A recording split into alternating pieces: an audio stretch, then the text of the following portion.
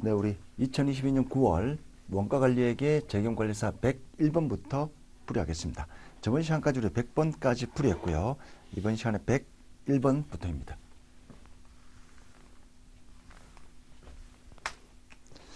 자, 101번. 3일은 활동기준 원가 계산을 사용하며 제조 과정은 다음에 세 가지 활동으로 구분됩니다. 세척, 압착, 분쇄 있고요. 원가 동인, 연간 원가 동인수, 연간 가공 원가 총액입니다. 제품 X 단위당 재료 보관은 30리터, 압착 기계 시간은 10시간, 분쇄 기간 시간은 5시간입니다. X 제품의 단위당 판매 가격과 재료 원가가 각각 2,000원과 400원일 경우 제품의 단위당 공원이익은 얼마인가? 자, 제품의 단위당 공원이익을 묻습니다.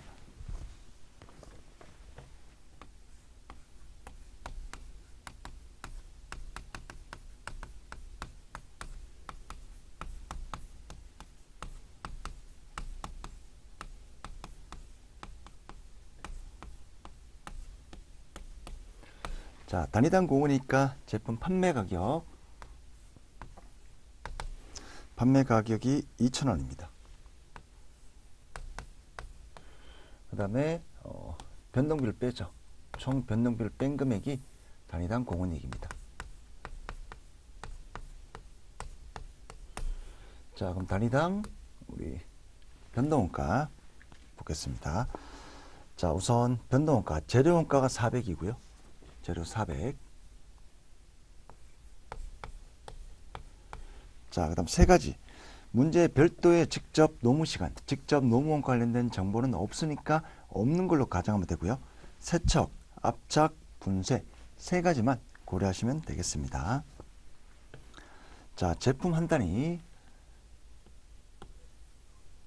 우선 세척이고요.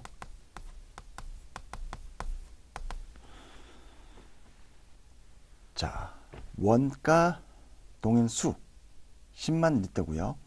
연간 가공가 총액이 20만 원입니다. 총 20만 원 나누기 10만 리터. 자, 그러면 리터당 단위당 금액을 구할 수가 있습니다. 리터당 2원이죠. 리터당 2원이고요. 자, 근데 제품 한 개 생산하는데 재료 부피가 30리터입니다. 따라서 자, 2원 곱하기 재료 부피가 30리터. 30 곱하면 되겠죠. 그래서 60이 되고요. 자, 제품 한 개에 30리터가 필요합니다. 제품 한 개당 30리터 필요하고요. 자, 근데 개당 30리터가 필요한데 리터당 2원이니까 곱하기를 하면 60이 되겠죠. 60. 자, 두 번째는 압착입니다.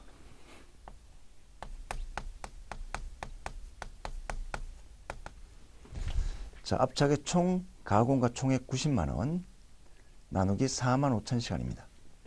90만 원 나누기 4만 5천 시간이고요. 자, 그럼 시간당 금액을 배비율 구할 수 있을 겁니다. 시간당 20이 되고요. 자, 근데 제품 한 개 생산에 압착 시간이 10시간 필요합니다. 10시간 곱하기 20하면 되겠죠. 그래서 200이 되고요.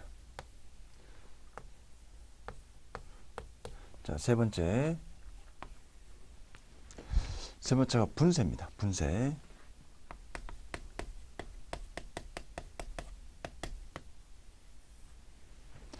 자, 무슨 54만 6천 원입니다.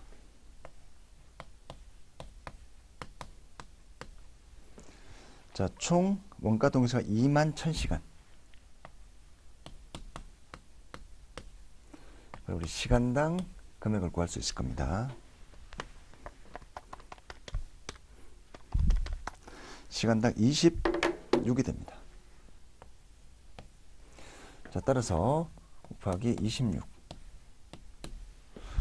제품 한 개 생산하는데 분쇄 기계 시간이 5시간 필요하죠. 5시간. 자, 제품 한 개 생산하는데 5시간. 시간당 26. 개당 금액이 나오죠. 개당 130입니다. 자, 판매 가격에서 총 변동비, 단위당 변동원가 빼겠습니다.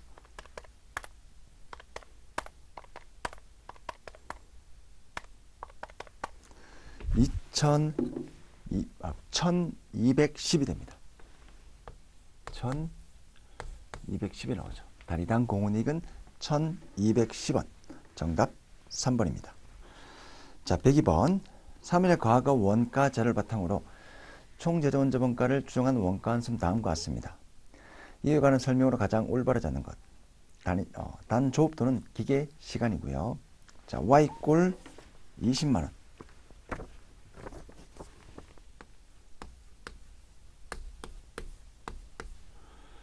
20만원의 총 고정원가죠. 총 고정비. 자, 더하기 38X. 자, 이때 38이 단위당 변동원가입니다. 단위당 변동원가. 조업도와 기계 시간이고요.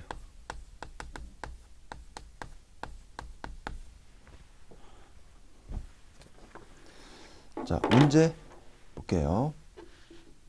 20만원은 기계 시간당 고정제조원자원가를 의미한다. 아니죠. 총 고정제조원자원가를 의미합니다. 우리 그래프가 이렇게 됩니다. 이렇게 되겠죠. 자, 여기는 총 고정비. 고정비가 되고요.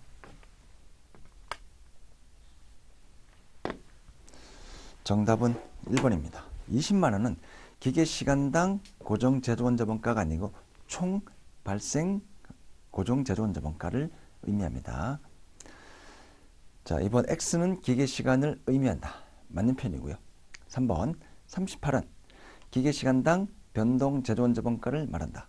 맞는 편입니다. 4번 조업도가 1000 기계 시간일 경우 총 제조 간접비는 23만 8천원으로 추정된다.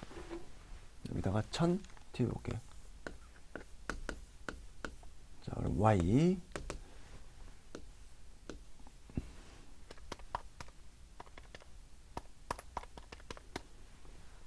23만 8천원 됩니다. 정답 1번이고요.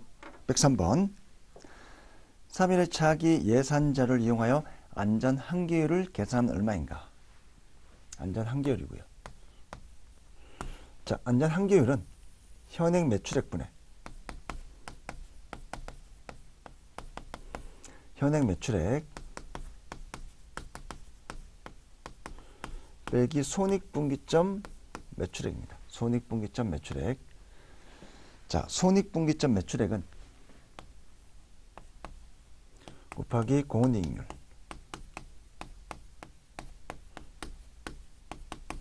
빼기 고정비가 제로죠. 손익분기점 매출액 곱하기 공헌이익률 빼기 고정비는 제로. 자, 공헌이익률 25%. 고정비 60만원. 손익분기점 매출을 구할 수 있습니다. 손익분기점 매출액 60만원 나누기 25%. 240만원이고요.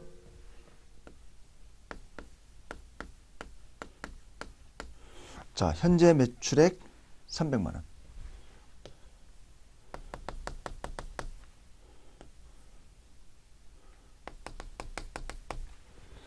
300만원 분의 60만원이죠.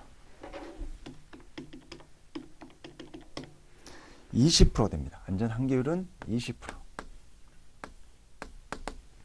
정답 1번입니다. 자, 104번 원가 조업도 이익 도표에 관한 설명으로 가장 올바르지 않는 것. 수익 함수, 비용 함수 있습니다. 자, 수익 함수의 A, Y절편, 총 고정원가를 의미합니다. B. 총수익과 총비용이 일치하는 점. 이익이 제로니까 손익분기점 판매량 의미하죠. 조업도가 판매량이라면 우리 CVP 분석은 생산량과 판매량이 같으니까 B는 손익분기점 판매량. C. 총수익의 총비용을 뺍니다. 총수익에서 총비용을 빼면 이익이죠. 공원이익이 아니라 이익을 의미합니다. 정답 3번이고요. 4번 D는 변동비를 의미합니다.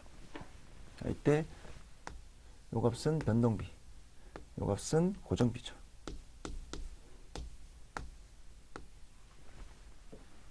정답 3번입니다.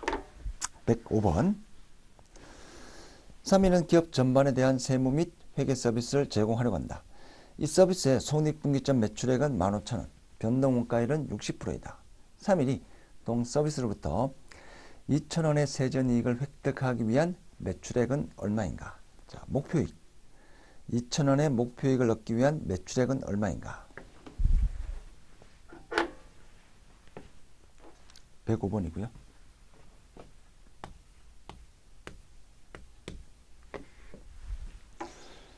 자, 손익분기점 매출액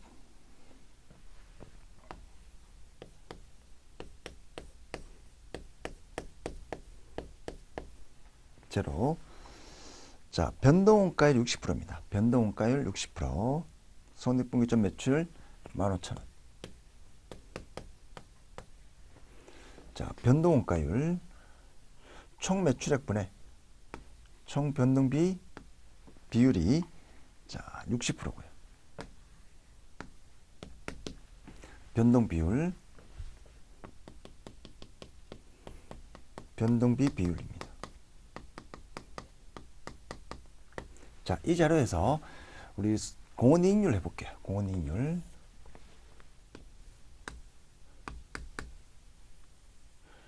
매출액분의 매출액 빼기 변동비. 자, 이 부분이 우리 공원이익률이죠. 공원이익률. 자, 따라서 요식을 이렇게 바꾸면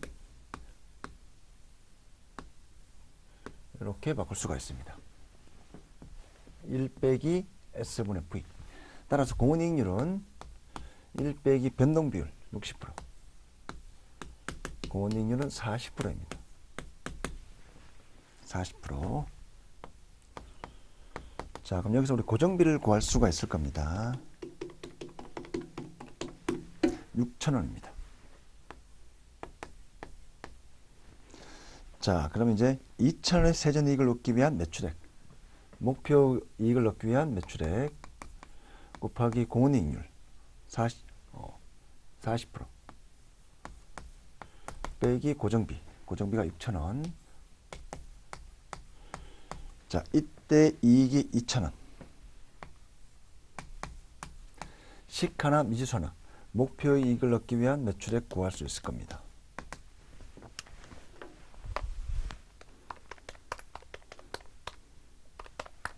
(2만원이) 되죠. 2만원. 자, 목표 이익을 얻기 위한 매출액 2만원. 정답 2번입니다.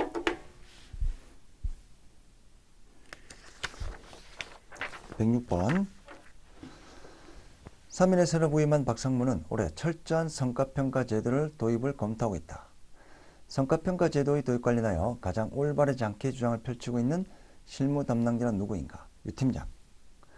효율적인 성과평가 제도는 기업 구성원들의 성과 극대화 노력이 기업 전체 목표의 극대화로 연결될 수 있도록 설계되어야 합니다. 맞는 표현이고요. 장과장. 각 책임 중심점의 성과평가를 수행하는 과정에서 성과 측정의 오류가 발생하는 것이 일반적인데 효율적인 성과평가 제도는 이 성과평가 차이의 측정, 성과 측정 오류가 최소화되도록 설계되어야 됩니다. 맞는 표현입니다. 김대리. 많은 시간과 비용을 투입할수록 더 정확하고 공정한 성과평가가 가능하므로 성과평가 제도 운용을 적지성과 경제성의 잣대로 바라보지 않도록 주의해야 됩니다. 아니죠. 실제 많은 시간과 비용을 투입하면 정확한 성과평가가 되지만 이 성과평가하는데 막 10년, 20년 걸리면 안 되는 거죠. 적지성, 경제성이 함께 고려돼야 돼야 됩니다. 김대리가 틀린 표현입니다. 정답 3번입니다. 최사원, 성과평가를 한다는 사실 자체가 피평가자의 행위에 영향을 미치는 현상도 함께 고려하여 적절히 반영을 해야 됩니다. 맞는 표현이고요. 107번. 자, A 사업부의 공은이익, 손익 계산서이다. 사업부의 성과평가 목적. 자, 우리 두 개를 보셔야 됩니다.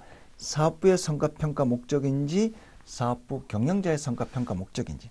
사업부 경영자의 성과평가 목적이라면 사업부 경영자 공은이익이 맞고요. 사업부 자체의 성과평가 목적이라면 추적 가능하고 통제 불가능한 고정원가지만 추적 가능한 고정원가까지 고려한 사업부 공은이익 200만 원이 적절한 이익입니다. 정답 2번입니다. 자, 108번. 매출 배합 차이와 매출 수량 차이입니다.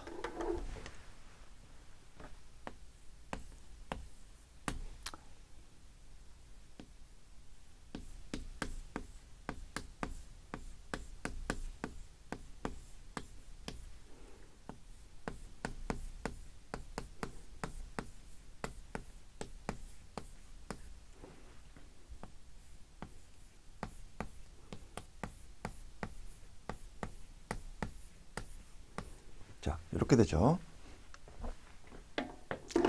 배합 차이, 수량 차이. 배합 차이와 수량 차이. 자, 여기서 우리가 가격 차이, 조업도 차이인데, 자, 실제 여기는 실제 배합 기준이고요. 여기는 예산 배합 기준입니다. 그래서 중간에 하나 더 만드는 겁니다. AP를 기준으로 했지만 예산 배합을 했다면 죄송합니다. AQ죠, AQ.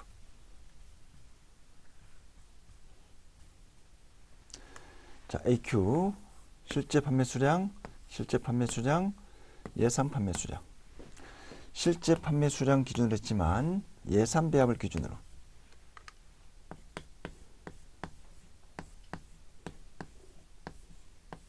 자, 이렇게 했을 때 요거 두 개 차이가 배합 차이.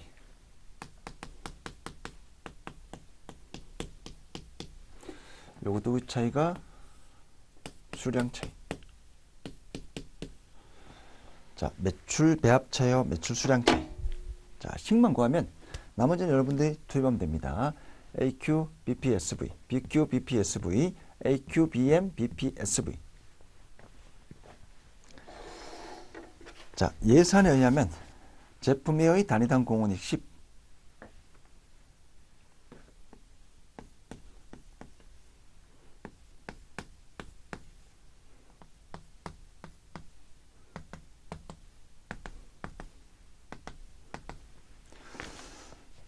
자, A는 단위당 공원이 10. B는 단위당 공원이 5.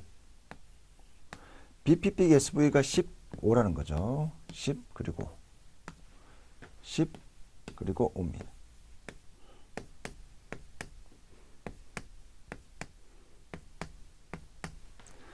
자, 그 다음 예산 매출 수량 A가 800개. 자, B가 1200개. 실제 매출 수량 A가 500개. B가 2000개.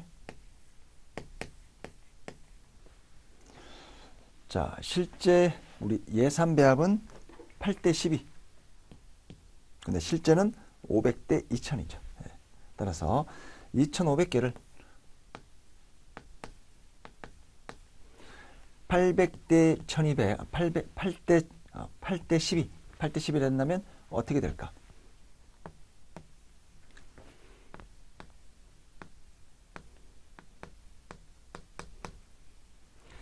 자, 20분의, 즉 2000이죠. 2000분의 800.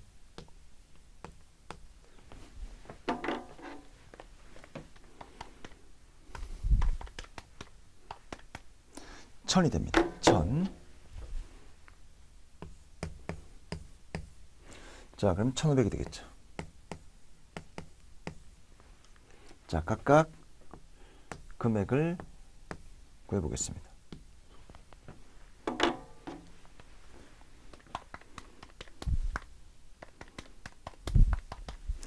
15,000이고요.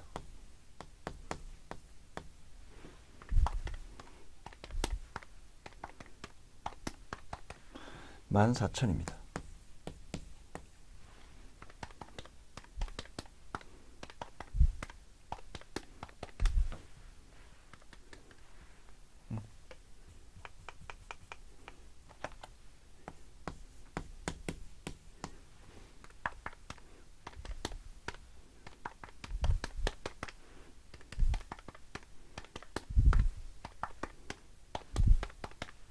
(17,500이고요) 자, 매출 배합 차이 15,000에서 17,500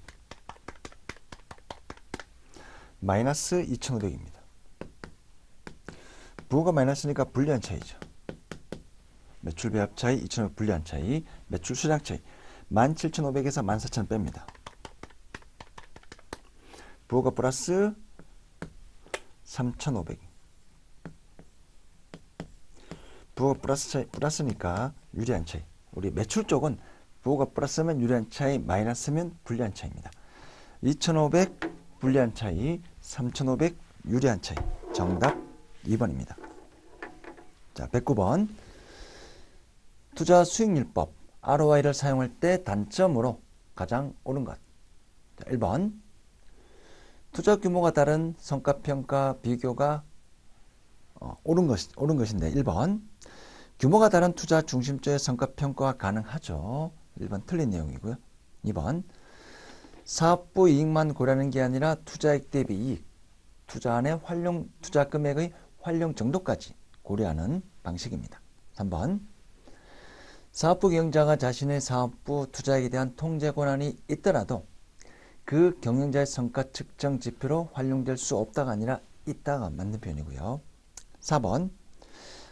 투자 수익률법의 어떤 가장 큰 단점이 자신의 사업부만 고려하는, 즉 성과평가 측면에서는 유리한 면이 있지만 투자 의사결정에서는 잘못된 의사결정을 할 가능성이 있습니다. 기업 전체의 이익 극대화가 목적인데 자기 사업부의 투자 수익률만 고려하다 보니까 기업 전체로 봐서는 큰 이익인데 기존 자기 사업부보다 새로운 투자안의 투자 수익이 낮다면 그 투자안을 거부할 가능성이 있다는 겁니다. 자, 예를 들어 현재 우리 사업부가 10% 투자 수익률을 올리고 있습니다. 현재. 자, 근데 새로운 투자안이 예를 들어 100조예요. 100조 투자하면 5조를 봅니다. 그럼 투자 수익률은 5%죠. 근데 규모로 봐서는 엄청난 이익이죠. 5조 벌면 100조 투자해서 5조 벌면 굉장히 수익률이 큰 거잖아요. 금액으로 보면 굉장히 큰 겁니다. 자, 금액으로 보면 굉장히 큰 금액이지만 투자 수익률만 보면 기존 투자 수익률보다 기존 사업부의 투자 수익률보다 더 작은 투자 수익률을 올리기 때문에 거부할 수 있다는 겁니다. 즉 의사결정에 큰 단점이 있습니다. 이걸 우리가 준최적화라고 부르고 있죠. 자, 110번 경제와 부가가치.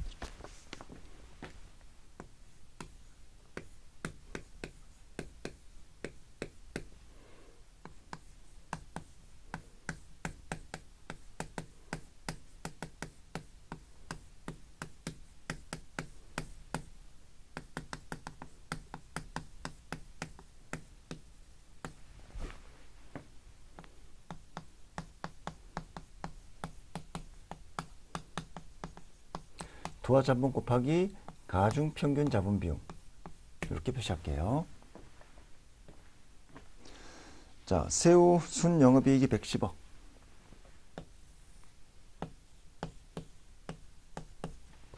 투하자본 500억.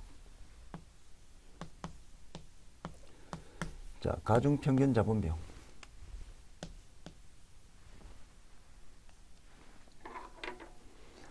타인 자본 비용이 6.25%,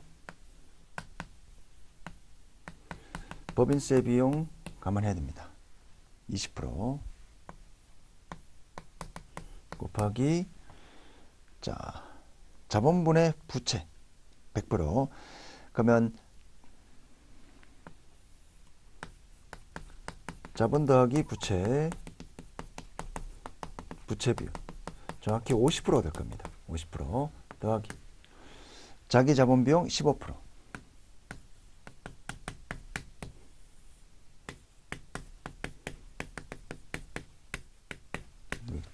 여기는 50%씩.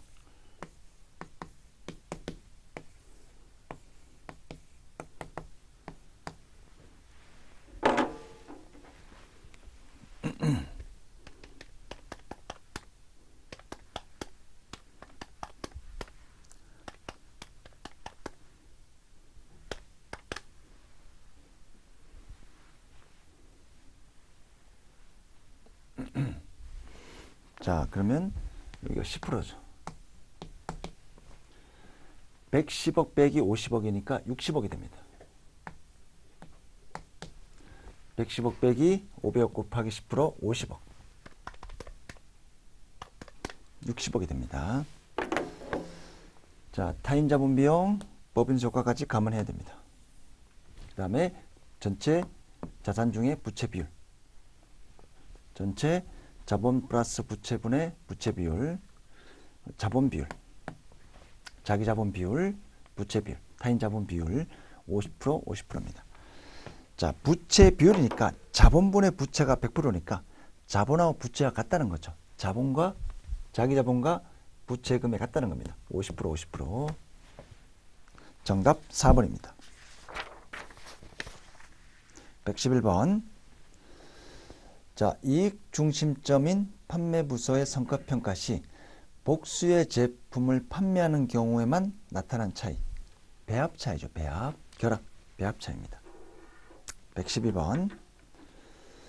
자, 3위는 3년 전 기계장치를 10억 원에 구입하였으나 이 기계를 사용할 수 없게 되었습니다. 이에 따라 동기계장치를 처리하고자 하는데 방안 A는 2억 원을 출하여 수리한 후 7억 원에 판매하는 것이고 방안 B는 4억 원에 바로 처분하는 것입니다. 메모론가. 이미 과거의 투자 금액 10억인 금액은 이미 과거에 발생했고 미래 의사결정할 때 전혀 영향력이 없는 원가입니다. 정답은 4번입니다. 10억. 113번이 됩니다.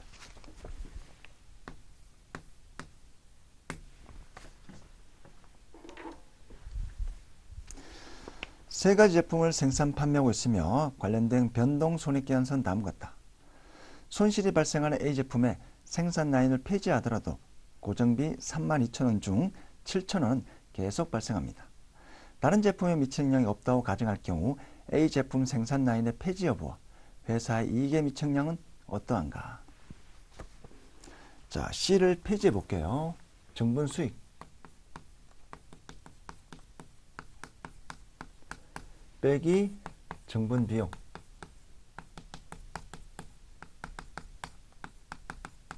그래서 정분 이익이 나옵니다.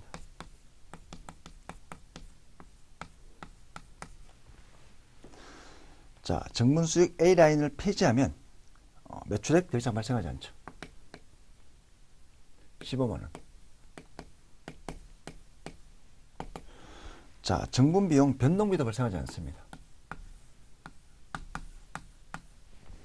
고정비는 32,000원 중 7,000원 계속 발생하는 거니까 고정비 중에 32,000원 중에 25,000원은 회피 가능한 거죠. 그래서 고정비도 25,000원만큼 줄어듭니다. 자, 빼볼게요.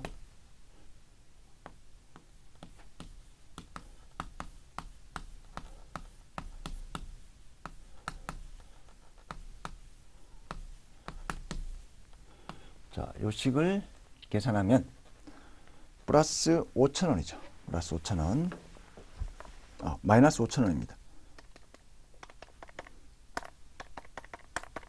네.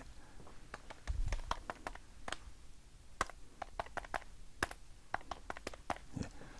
마이너스 5,000원입니다. 자, A를 폐지하니까 오히려 회사 전체 이익이 줄어들죠. A를 폐지하면 회사 이익이 마이너스 5,000원 줄어듭니다. 따라서 생산 라인을 유지하는 것이 폐지하는 것보다 순이익 5,000원이 증가하는 겁니다. 정답 3번입니다. 114번. 3일의 제조에 필요한 부품을 자가 제조할 것인지 아니면 외부 구입할 것인지의 의사결정에 고려할 사항에 대한 설명으로 가장 옳은 것. 1번. 당의 의사결정에 따라 회피 가능한 고정원가는 관련원가이다. 관련원가이죠. 틀린 편입니다. 2번. 기존 설비를 다른 용도로 사용함에 따라 발생할 수 있는 기회비용도 관련원가입니다. 맞는 표현입니다. 3번. 고정원가가 당의 의사결정과 관련없이 계속 발생한다면 고정원가는 비관련원가입니다. 의사결정에 따라 변하는 게 아니니까. 4번. 회피 가능 고정원가가 외부 구입 가능 원가보다 큰 경우 자가 제조하는 것이 바람직하다. 틀린 표현이고요. 정답은 2번입니다. 115번. 3일은 파손된 제품 500단위를 보유하고 있다. 이 제품을 30만원 들여 재작업하는 경우 300만원에 판매할 수 있고 재작업을 하지 않으면 280만원에 판매할 수도 있다. 재작업을 할 경우 기회용가는 얼마인가? 자, 우리 재작업을 하면 300만원에 판매할 수 있고요. 재작업을 하지 않으면 280만원에 판매할 수 있습니다. 따라서 재작업을 하면 280만원에 팔 수 있는 기회를 포기하는 거죠. 정답 3번입니다. 280만원입니다. 계산해보면 오히려 재작업 30만원 드리는데 판매 가격은 220만원밖에 증가하지 않으니까 오히려 재작업을 하면 10만원만큼 손실이 발생할 겁니다. 실제 의사결정은 재작업을 하지 않는 게 유리하고요. 116번. 자본연산 편성하기 위해 우리 현금 흐름 추정할 때 주의해야 할 사항으로 가장 올바르지 않는 것. 1번. 명목 현금 흐름은 명목 할인율로 할인해야 하며 실질 현금 흐름은 실질 할인율로 할인해야 됩니다. 맞는 표현입니다. 2번. 세금을 납부하는 것은 현금의 유출에 해당되므로 세금을 차감한 후에 현금 흐름을 기준으로 추정해야 됩니다. 맞는 표현이고요. 3번. 감가상각비를 계산함에 발생하는 세금의 절약분인 감가상각비 감세 효과는 현금 흐름 파악할 때 고려해야 됩니다. 자, 4번. 이자 비용은 명백한 현금 유출이지만 현금 흐름 추정할 때는 반영하지 않고 분보, 자본 비용에 반영합니다. 정답 4번입니다. 즉 할인율에 고려합니다. 117번. 각 담당 이사별로 선호하는 자본예산 모형을 가장 올바르게 짝지어진 것은 최이사. 투자안의 분석 기초자료가 재무제표, 화폐의 시장가치를 고려하지 않는 방법, 회계적 이익률법이고요. 자, 박이사. 우리 회계적 이익률법은 현금 흐름이 아닌 회계이익을 기초로 한 단점이 있습니다. 그래서 저는 현금 흐름을 기초로 한 화폐의 시장가치를 고려하는 순현재가치법 모형을 가장 선호합니다.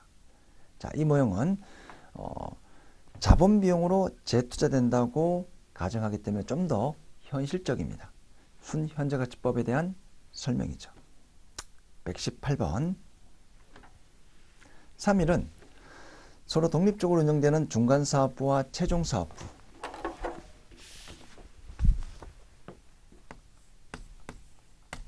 중간사업부가 있고요.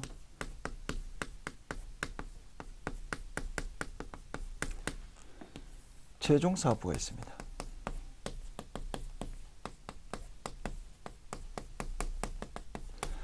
자, 최종사업부는 우리 부품을 외부에서 구입할 수도 있고요.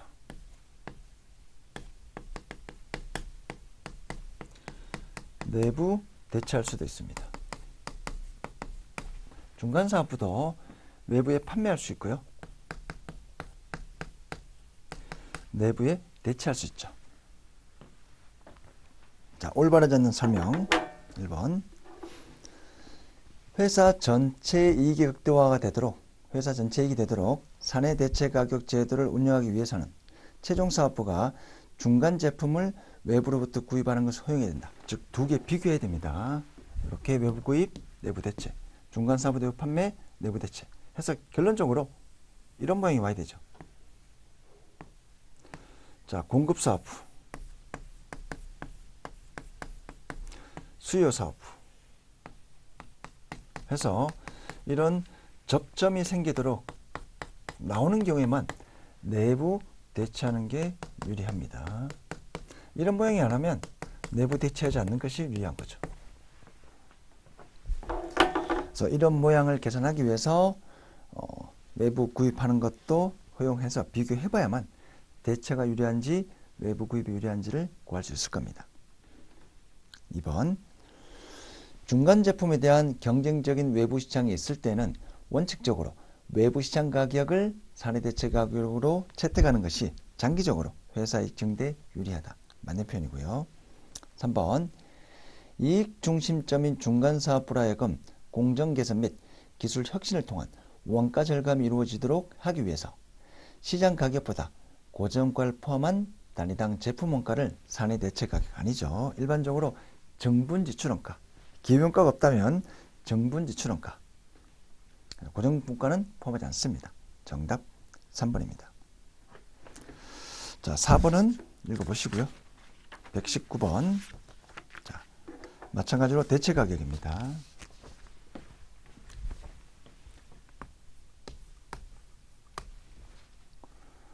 자, A 사업부가 있고요. B 사업부가 있습니다. A 사업부는 모터를 생산하고 있으며 연간 생산 능력은 30만 단위입니다. A 사업부 수익과 원가 자료는 다음과 같습니다. 외부 시장 판매 가격 700, 단위당 변동원가 570, 고정원가 350. 3위는 냉장고를 생산하는 B 사업부도 보유하고 있습니다. B 사업부는 현재 연간 만 단위의 모터를 단위당 680원에 외부에서 조달하고 있습니다. 회사가 생산한 제품 전량을 외부 시장에 판매할 수도 있고 사내 대체 시 단위당 변동원가 30원 절감할 수 있다면, 자, A 사업부는 외부 시장에도 판매할 수가 있습니다. 전량 외부 시장에 판매할 수 있다는 것은 기회원가가 있다는 거죠. A 사업부는 기회원가가 있습니다. 즉 유유 생산 시설이 없어서 B 사업부에 대체하면 외부에 파는 것을 포기를 해야 됩니다. 기회원가가 있다는 표현이고요. 자, 우리 기회원가, 정분지출원가, 단위당 정분지출원가,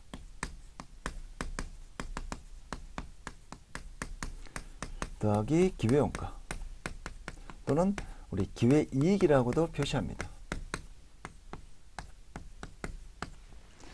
자, 정분지출원가 원래 변동원가 570인데 외부에 판매할 때는 30원 절감 가능하니까 정분지출원가는 540이 되겠죠. 더하기, 자, 기회원가, 외부에 파는 것을 포기하면 700원 빼기 변동원가, 외부에 판매할 때는 변동원가가 570 발생하는 거니까 이만큼 포기하는 겁니다. 130. 따라서 정분지출원가 더하기 130 하면 570이 나오죠. 정답 670이 나옵니다.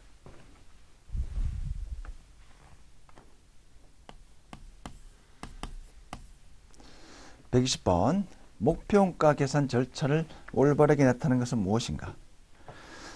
자, 우선 첫 번째로 잠재 고객의 요구를 충족하는 제품을 개발해야만 우리가 외부 시장에 판매할 수 있는 길이 있다는 겁니다.